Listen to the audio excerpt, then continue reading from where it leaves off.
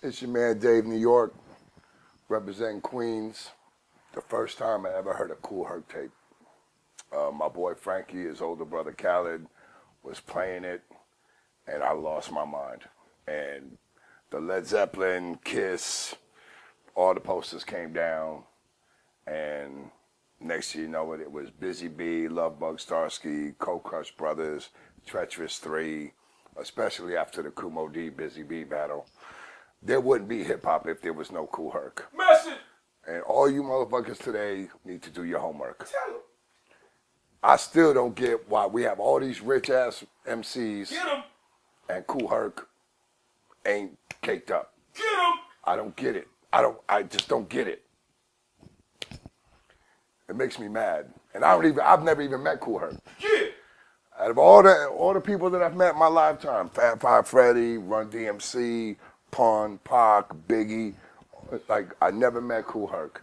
And I have so much respect for him because he is hip hop. There wouldn't be hip hop if it wasn't for him. There wouldn't be a Jay-Z, a P. Diddy, an Ice Cube, a Snoop, or anybody if it wasn't for him. And I was part of a crew called CIA, Children in Art. We would break, we did graffiti, some of us spit, some of us DJ'd, but we were a crew. And you had to do one or the other to be a part of this crew. And we were just a bunch of B-boys. I mean, and I'm not gonna tell you my age, but I'm gonna be a B-boy in my coffin. I will put me in a jersey, put some Air Force Ones on me, put my hat on, you can even give it a little lean, and I'm straight. Like, I will die a B-boy. When Run DMC did a show, my brother and I, we never missed the show, especially here in LA. We actually saw Fishbone, the Red Hot Chili Peppers, and Run DMC. You want to talk about a weird crowd, especially being a B-boy and all these punk rockers were there. It was like, what the hell? But the shit was dope as hell. But when DMC said my Adidas, and everybody at the Garden was holding up their Adidas, yo, I still get the chills just even thinking about that night. Like, that was on some other shit. That's a great memory. I remember being at the sports arena here in LA, and when Houdini came out and they did the song Friends, a riot jumped off. I guess there weren't too many friends in the crowd. Salt and Pepper, Heavy D and the Boys, Eric B and Rakim. Like, I've seen all the greats.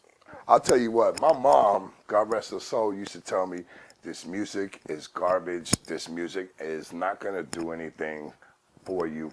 It's never going to last. It's just a phase. And I used to tell her, isn't that what your parents said to you about rock and roll? And she was like, that's different. Why is it different? And she could never tell me.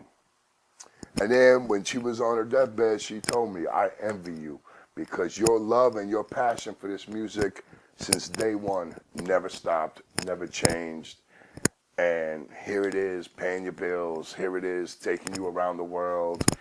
I've seen you on TV. I've seen you in videos. I've seen you do this. I've seen you do that. And you're still doing it. And now your son's into it too. So that's a beautiful thing. I envy you for that. Like, you've been to places I never heard of. And I was like, Mom, I've been to places I ain't never heard of. Back in my day, it wasn't okay to be white and be into hip hop. And I've been called every name in the book by black, Puerto Rican, and whites because I was so into hip hop and I was such a B-boy. The Lees, the La Tigras, the Kangos, the Gazelles, the Doki Rope, I had it all. Leather bombers, like I am the epitome of a B-boy. And I'd get into scraps because of the things that people would call me. See, these kids today, they use the N-word like it's all good. I still don't get that. I walked into a Starbucks and an Asian dude, I say Asian because I don't know if he was Japanese, Korean, Vietnamese, Chinese, or whatever, so I'm just going to say Asian, and he was like, what's good, my nigga? And I'm like, you know you're Asian, right? And he was like, of course I know I'm Asian. I'm like, did somebody like tell you it's okay for you to use that word? Because I know I didn't. And you coming at me, I don't even know you. The fact that I'm from New York and live in LA, everybody right away assumes that I only listen to East Coast hip hop. And yet I was in LA for the birth of their movement. Way before NWA, way before Ice-T, we had Uncle Jam's Army, LA Supreme Team. Say it again. Hold up, say it again. They're like, Uncle Jam's Army, what part of the military is that? Yeah, they don't know about Uncle Jam's Army. Did they kill Bin Laden? But there was a roller rink on Reseda and Sherman Way, Sherman Square, and every Friday night was Uncle Jam's Army. Rodney O and Joe Cooley would come out, World Class Wrecking Crew would come out, LA Supreme Team, so King T, like, Tiny T. Exactly. Like, I'm talking like there was so much West Coast hip hop, Egyptian Lover, there was so much West Coast hip hop. But you also got to remember, like, I remember being out here, there used to be a spot on Slauson and Western called the DJ booth. And I used to go out there because the Music Plus here in Sherman Oaks didn't have a hip hop section. He said Music Plus. Yeah, I said Music Plus. These people don't know what Music Plus is. They don't even know do y'all even know what a vinyl record is? Anyway, yeah. So my brother and I used to go out to the DJ booth, and they would bust out records that was like 2 years old, and they just got it. I'm like, yo, that's old. Like, that's not all dusty and shit? And they're like, what are you talking? We just got this in. I'm like, man, I'm telling you, that record's 2 years old. He was like, yo, how could it be 2 years old? We just got it. I'm like, play the record, man. And I would spit the words with the record. And they're like, yo, how do you know the word? I'm like, because that shit's 2 years old. I'm from the future. My relationships with these artists isn't just I rent cars to them or we hit a club or whatever. Guru will call me out of the blue. And I'd be like, what's up? And he was like, just got back, just did a quick tour in Europe, yada, yada, yada. What's good? I go, are you in LA? No, I'm here in New York. And I'm like, oh, okay.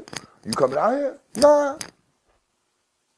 I'm like, oh, okay. And he was like, well, I can't call my brother and just be like, what's good? I'm like, you can call me whenever you want. I'm sitting there going, this fucking Guru. This is Gangstar Guru. You know what I'm saying? Like, calling me out of the blue on something like, what? How's my nephew? Every time he called me, how's my nephew? Because I used to bring my son with me up to Power 106 when Guru and Premier, when Gangstar would be up there. And, right away, Guru and Premier would just fuck with my son. You know what I'm saying? And they just, like I was telling you, Common and my son have a special bond. Kweli, calling my son Russell Crowe. There's not that many people that can say that they know not just artists from New York, Black Thoughts from Philly, the whole Roots crew's from Philly, and that's my family. You know what I'm saying? Dice Ross from Philly. Dice Ross. Detroit, Hex Murder, Guilty Simpson, Killer Gans, Fat Cat, Elzai, Black Milk, and of course, my brother Jay Dilla, rest in peace. I miss you. I think about you every day, fam. Proof, rest in peace. Big Proof, rest in peace. Royce the 5'9". Like, that's all my family right there, you know what I mean? Like, the D is my third home. Like, Q-Tip told me, Dave, I owe you so much for taking care of Dilla. Common, there's so many, man, y'all don't owe me anything. I owe you because you introduced, like Common, you don't owe me shit. I owe you. You introduced me to Dilla. You gave me the honor of being his friend. Real shit. You know what I'm saying?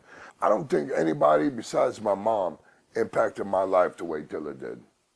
And he's been gone since February of '06.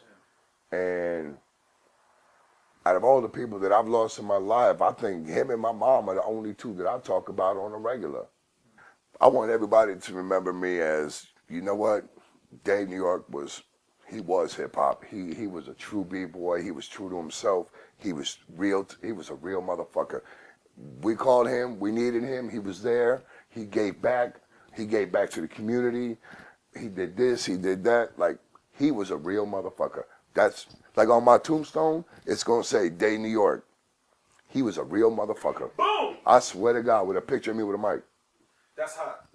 I got to give a shout out to my man DJ Ice because it was actually his idea to do an album. He came to me and was like, Dave, when we gonna put out the Dave New York album? And I was like, yo, Ice, I don't spit, homie. And he was like, you don't need to spit. And I'm like, well, I don't make beats either. And he was like, well, you don't need to make beats either. And I'm like, we got, what are we, Pootie Tang? We're gonna have an album of silence? And he was like, no, man, your name carries weight in this industry, man. People know you. People got love for you. People got respect for you. Look at the artists that you know. Look at the producers that you know. Come on, man. You kicked it with Dilla. Reformation. I Got a Story to Tell. Planet of the Apes. We're going to bust you in the head with some hip hop. And lyrics. Not just dope beats. We got dope beats. We got dope producers on lock. But the rhymes is what's going to fuck you up. I promise you that shit. Monster Jam rhymes. Monster Jam beats. The first single, Music's All I Got, is on iTunes now. It's featuring Charlie Tuna, rapper Big Pooh, and Bishop Lamont, and myself. I do a little shit talking here and there. When my album drops, people are going to be like, yo, this is really on some hip-hop shit. Not just the beats, not just the artist, but their rhymes is crazy. These stories are crazy. And it's going to make you feel good.